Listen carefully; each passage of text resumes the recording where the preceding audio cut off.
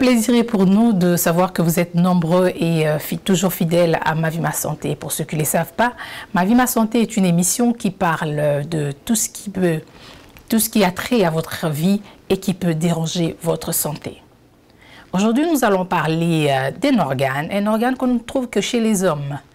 Et cet organe, de fois, il est malade, de fois, il y a beaucoup de confusion à propos de cet organe. Il y a beaucoup de polémiques, beaucoup de fausses informations autour de cet organe. Et bien, nous allons parler aujourd'hui de la prostate. Je ne sais pas ce que vous connaissez au sujet de la prostate. Mais heureusement, aujourd'hui, nous avons un ami qui est au bout du fil, le docteur Aimé Kazadi, qui va nous donner des informations, puisque Ma Vie Ma Santé est une émission aussi pour vous informer.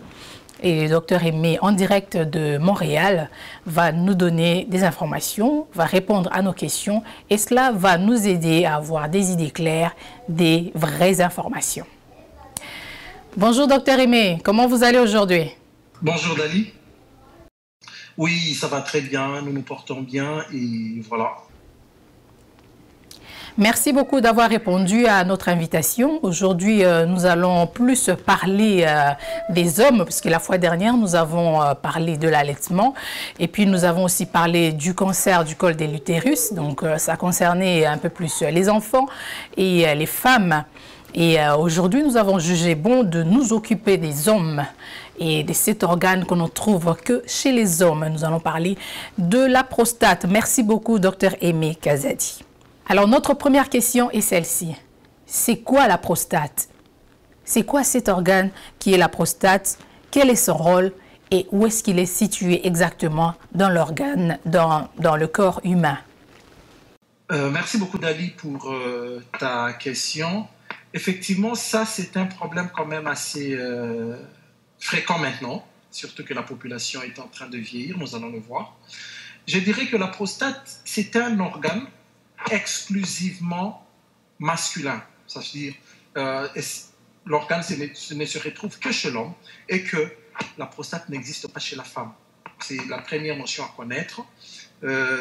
Et la prostate sécrète des substances qui sont utiles au bon fonctionnement de l'appareil reproducteur de l'homme, puisqu'il n'existe pas chez la femme, bien sûr, je me répète encore. Donc, du fait que la prostate sécrète des produits, nous allons dire que c'est une glande. Tout ce qui sécrète dans le corps humain, ceux qui émettent des sécrétions, je donne par exemple le sein, je donne par exemple les glandes sudoripares qui sécrètent la sueur, tu vois, vous voyez, ça sécrète des sécrétions. Donc la prostate aussi, c'est une glande. Alors, ça a à peu près la taille d'une grosse noix. Ça a la taille d'une grosse noix. Et qu'est-ce qu'elle sécrète? Ça aussi, c'est une question. On va dire, bon, c'est une glande, mais elle sécrète quoi? La prostate sécrète une partie du sperme, je veux dire du liquide séminal de l'homme.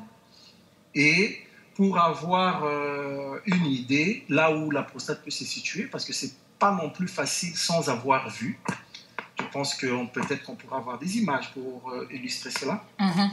Alors, la prostate se situe juste la vessie, au moins les gens connaissent la vessie. Voilà, là où donc c'est la poche dans laquelle l'urine est collectée avant d'être déversée dehors lorsqu'on a envie d'uriner.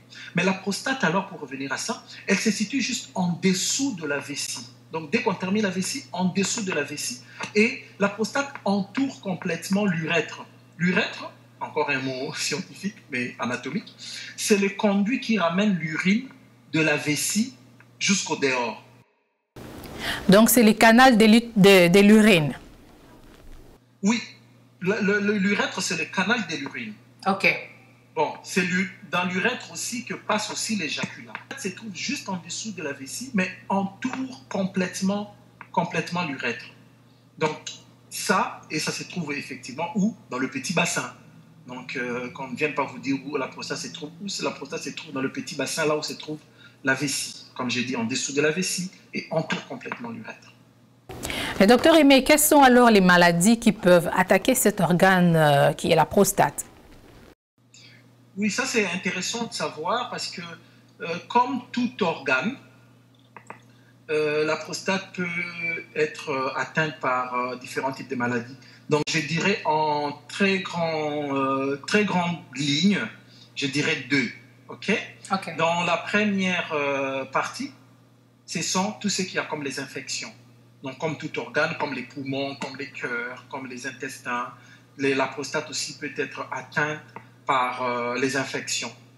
Et ces infections-là peuvent être aiguës, ça veut dire de survenue brutale, et ça donne les symptômes tout de suite.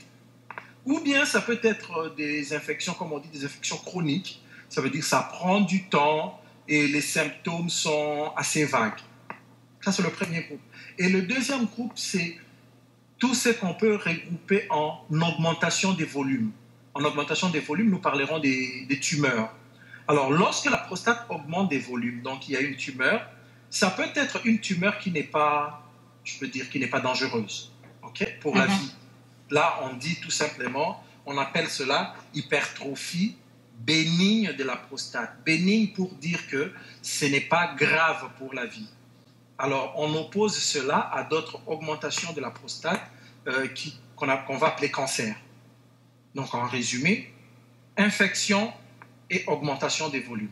Infection aiguë et chronique et augmentation de volume, bien sûr, qui peut être une augmentation bénigne ou ça peut être un cancer qui a un taux de mortalité assez élevé.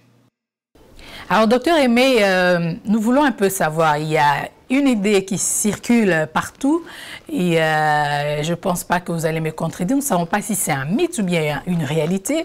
Il y a des gens qui pensent que, bon, Batumingi ou Babela, maladie ou la prostate, particulièrement cancer et la prostate, et ça bateau qui bazali bien mobulu mingi bazana basi et belé. Qu'est-ce que vous en pensez? Effectivement, voilà.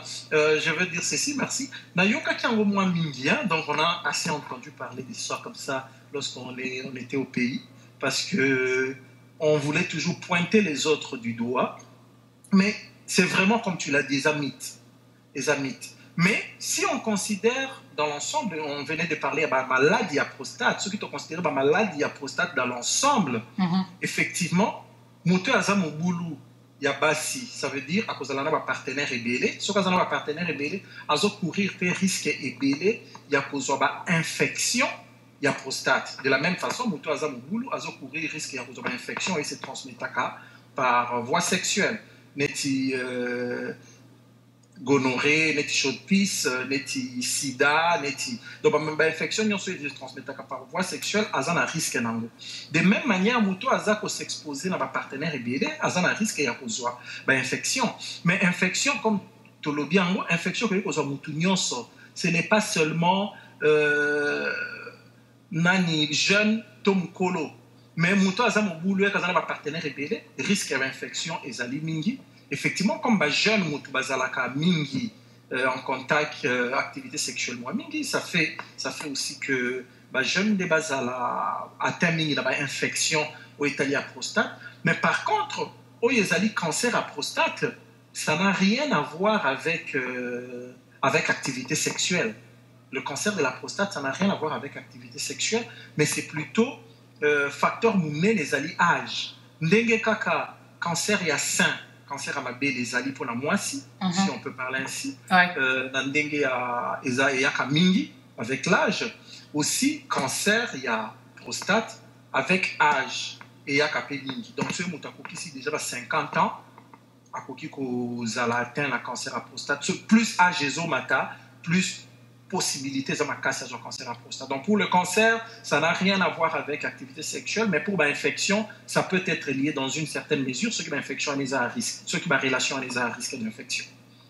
Docteur Aimé, comme vous le savez, nous sommes suivis au niveau mondial et nous voulons savoir les personnes qui sont à risque par rapport à la race, l'âge.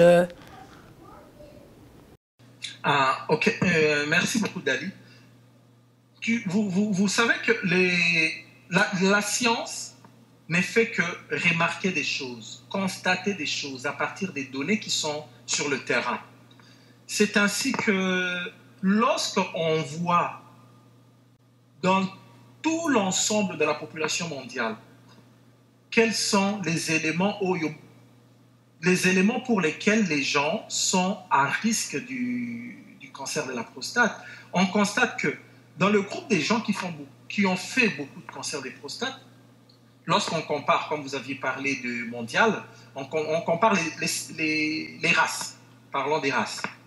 Par exemple, lorsqu'on voit dans les races, on voit que les personnes qui ont des ancêtres d'origine africaine, ça veut dire les Noirs, ou soit un ancêtre, soit un métissé, mais dont les ancêtres sont d'origine africaine, sont beaucoup plus à risque de développer le cancer de la prostate lorsqu'on les compare à d'autres races.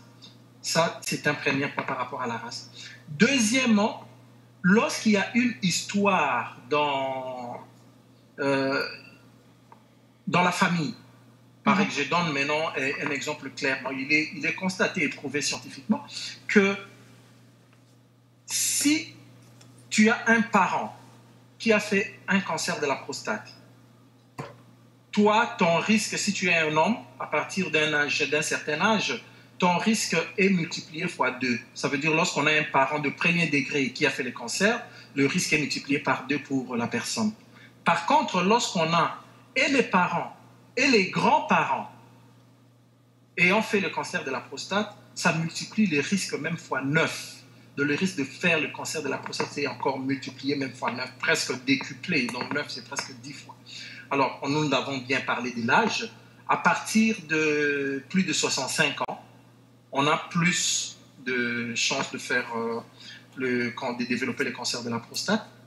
Et aussi, on a remarqué, lorsqu'on compare dans la population des gens qui fument, les hommes qui fument et ceux qui ne fument pas, il y a eu, parmi les facteurs des risques, le tabagisme. Donc, plus on fume, plus on a la possibilité ou la chance de développer le cancer de la prostate.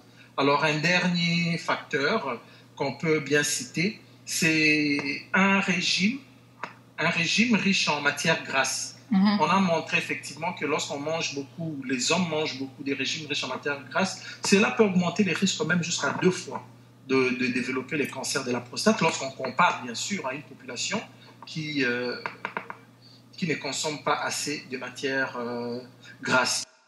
Mais ce qui est aussi important à savoir, c'est que, j'ai dit, tout ça, ce sont des constats.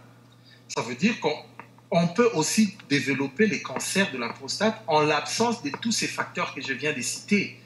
En l'absence, on n'est pas noir, on n'est pas des races noires, on n'a pas d'antécédents dans la famille, ça veut dire les parents ou les grands-parents n'en ont pas eu, on n'a pas plus de 65 ans, on n'a pas une diète riche en matières grasses et on ne fume pas. On peut toutefois aussi développer les cancers, bien que c'est rare, mais les facteurs de risque, effectivement, il faut considérer comme nous avions dit avant.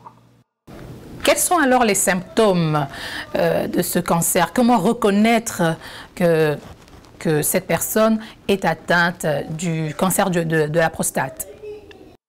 Je dirais, c'est le cancer le plus répandu chez l'homme.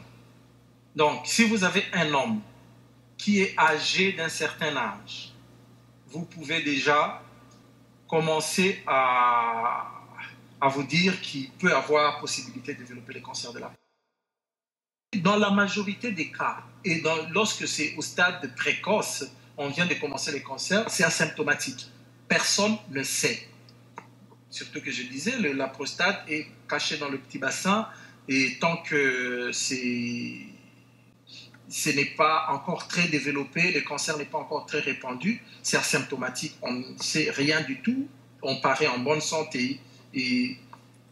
Mais jusqu'au jour où, lorsque la taille va augmenter anormalement, il y aura des symptômes. Et dans la plupart des cas, nous avons dit que l'augmentation de la taille va faire quoi? Va entraîner une pression sur le conduit où passent les urines et ça va bloquer l'écoulement des urines.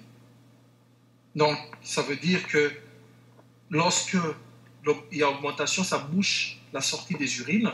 Cela va faire qu'on ne sait pas on ne sait pas uriner et on a une douleur très atroce. Là, c'est parmi les symptômes. Mais je vais expliquer aussi en disant, avec l'âge, la prostate augmente aussi des volumes sans que ça ne soit les cancers. C'est ce que nous avions dit, que c'est une augmentation bénigne, hypertrophie bénigne de la prostate. Ça veut dire que ce n'est pas un cancer, mais tout simplement l'augmentation avec l'âge. Lorsqu'on a plus de 50 ans, la prostate risque de grossir et bloquer l'urètre. Donc si ça arrive par exemple, les médecins vont examiner, voir et ils vont se rendre compte que ce n'est pas les cancers, ils vont opérer et ça va passer facilement. Alors de l'autre côté, lorsque maintenant nous avons le cancer qui se développe, il se dissémine, en dehors du fait que ça peut boucher, ça va effectivement avoir, c'est un cancer, ça peut se répandre dans le corps et la personne va présenter une perte d'appétit, tout ce qui est avec les maladies chroniques. Il va perdre la santé, il va perdre le poids, il va perdre sa santé, comme on peut dire. Ça, c'est lorsque vraiment le cancer a bien évolué.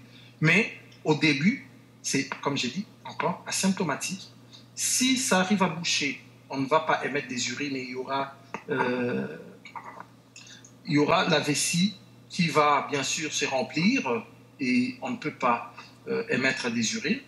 Et troisièmement, si les médecins examinent, ils vont faire ce qu'on appelle un toucher rectal et ils vont toucher la prostate et sentir. Il y a quand même certaines caractéristiques que les médecins connaissent bien. Lorsqu'ils ont ces caractéristiques-là, c'est très probablement qu'il peut s'agir d'un cancer et surtout lorsque tous les autres facteurs des risques et l'âge sont retrouvés. Alors, donc, je disais, on peut avoir au début des besoins fréquents d'uriner parce que ça commence à boucher, à relâcher, à boucher, à relâcher. On a une difficulté de commencer à uriner ou à émettre des urines ou à arrêter d'uriner alors qu'on avait déjà commencé. On peut avoir une incapacité totale d'uriner ou bien, autrefois, c'est la faiblesse ou la diminution du jet urinaire. On urine, mais le jet n'est plus très fort comme c'était avant. Lorsqu'on urine, on avait l'habitude d'avoir un jet qui est lointain, mais là, on urine, ça tombe à peine entre les jambes, le jet devient faible. Et aussi, la sensation de vidange incomplet de la vessie. On a vidé la vessie, maintenant une sensation comme s'il y a encore une quantité d'urine qui est restée. D'autres signes peuvent accompagner, c'est la sensation de brûlure ou de douleur durant la miction, ça veut dire pendant qu'on est en train d'émettre les urines. Et dans certains cas, on peut aller même avoir la présence du sang ou du sperme dans les urines. Et d'autres personnes peuvent avoir des éjaculations qui deviennent très douloureuses. Donc ça peut être tout simplement en grand les symptômes liés directement à la modification de la dimension de la prostate dans le petit bassin. Mais comme c'est un cancer, si ça se généralise, on a d'autres symptômes plus généraux, par exemple perte de l'état général, perte du poids, perte de l'appétit, des symptômes plus généraux.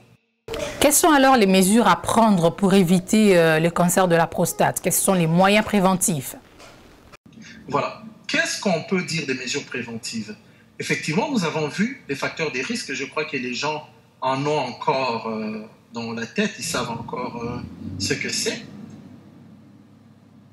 Premièrement, il n'y a aucune cause jusque-là connue disant que c'est ça qui provoque le cancer de la prostate. Mais il y a de ces facteurs des risques que nous avons cités un peu plus au début. Donc, pour effectivement se prévenir contre le cancer de la prostate, je ne dirais pas qu'il ne faut pas augmenter en âge, parce que l'âge, tout le monde va tendre vers 50, 60, 60. Mais oui. Voilà. Donc, ce qu'il faut faire, c'est minimiser les facteurs des risques. Minimiser les facteurs des risques. On ne changera pas de race, on ne changera pas l'âge, mais par contre, pour ce qui est du tabagisme, pour ce qui est de la diète riche en matière grasse, ça, on peut bien minimiser, effectivement, en considérant ces facteurs-là. Mais d'autres, c'est qu'à partir de 50 ans, lorsqu'on a 50 ans, il faut que les hommes se mettent ou aient un examen de suivi et une surveillance qui est faite par des médecins et ils connaissent et ils savent ce qui est recherché. Et parmi les examens qu'ils feront, ils vont faire effectivement un examen où ils feront un toucher rectal. Ils vont prélever le sang pour doser un marqueur de la prostate Ce marqueur-là peut augmenter dans plusieurs maladies de la prostate, mais ça donne une très grande orientation lorsqu'on les considère dans l'ensemble. Et on peut faire également associer à ça l'échographie, qu'on dit transrectale. On met la sonde par la voie rectale et on fait l'échographie de la prostate pour pouvoir diagnostiquer. Et en plus, si le toucher rectal est caractéristique, le sang, les examens du sang montrent qu'il y a des modifications et l'échographie montre effectivement, on peut faire une biopsie et c'est à partir de la biopsie qu'on peut voir sur une lame dans un microscope, on peut voir qu'il y a effectivement des cellules cancéreuses. À ce moment-là, le diagnostic est avec précision. Donc, une détection précoce. Pourquoi la prévention est bonne? Parce que lorsqu'on détecte précocement, cela va augmenter les chances de réussite du traitement par après. Voilà, docteur Aimé, nous sommes presque à la fin de l'émission d'aujourd'hui. Un dernier mot à dire à tous les hommes et à tous les jeunes garçons qui vous suivent en ce moment. Oui, mais merci beaucoup, Dali. Ce que je dirais, c'est que la prostate, c'est un organe qui fait d'ailleurs que nous soyons, nous les hommes, des mâles, parce que nous avions dit que ça n'existe pas chez la femme. À partir de 50 ans, nous conseillons effectivement, et ça c'est vraiment pour la bonne prévention, que les hommes se fassent examiner au moins une fois, une année ou 2 ans, pour faire un bilan, qu'on puisse voir où ils en sont avec cet organe-là, parce que après 65 ans, le risque est quand même très élevé de développer le cancer de la prostate. Donc, si on peut déjà faire les examens avant, ça serait mieux pour nous. Donc, aussi, ce que je dirais, il ne faut pas confondre le cancer de la prostate et les autres infections de la prostate, parce que les jeunes vont dire « Oh non, c'est pour les adultes seulement ». Mais nous avions dit aussi que les jeunes peuvent bien faire beaucoup d'infections de la prostate et cela ne sera pas non plus bien pour leur santé. Donc, pour moi, ça a été vraiment un grand plaisir de parler de nous les hommes aujourd'hui, parce qu'il y a eu une autre fois, on a parlé de l'allaitement, donc ça concernait plus les femmes et les enfants, mais aujourd'hui, on a parlé des hommes, et je pense que ces informations aideront beaucoup ceux qui sont en train de nous suivre pour comprendre les choses et surtout pour faire la bonne prévention et en parler aussi aux autres. Merci beaucoup, docteur Aimé, d'avoir répondu à notre invitation et à très bientôt pour une prochaine émission. C'est moi qui te remercie, Dali, et je pense que cela nous aidera et aidera surtout nous. Merci, au revoir. Il y a une information qui vient de nous parvenir. Il y a une augmentation des cas d'infection de syphilis ici au Canada. Alors, cette infection dangereuse qui venait d'être éradiquée, qui était en train d'être éradiquée, est encore de croître ici au Canada.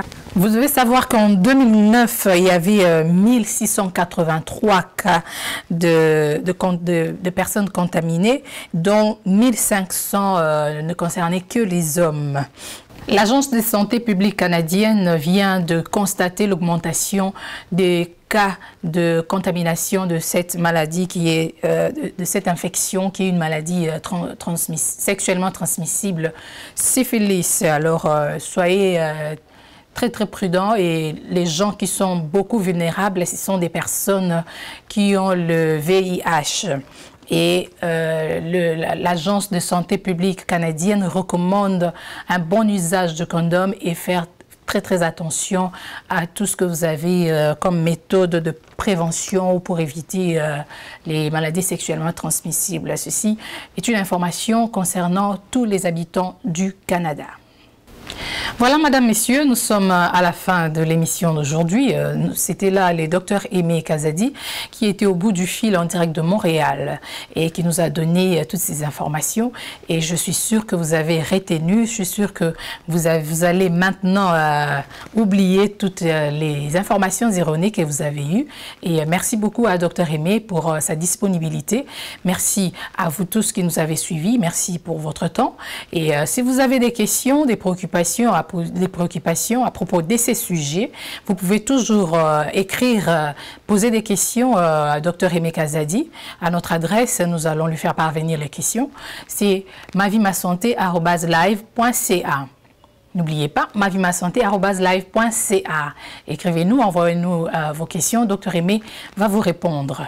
Et je vous retrouve très prochainement. Merci beaucoup à Amen Productions qui a produit cette émission. Et merci à Congo Mikili. Et restez fidèles à Ma Vie Ma Santé. Et vous aurez toujours des informations concernant votre vie et votre santé. Je vous retrouve très bientôt. Bye bye. Merci.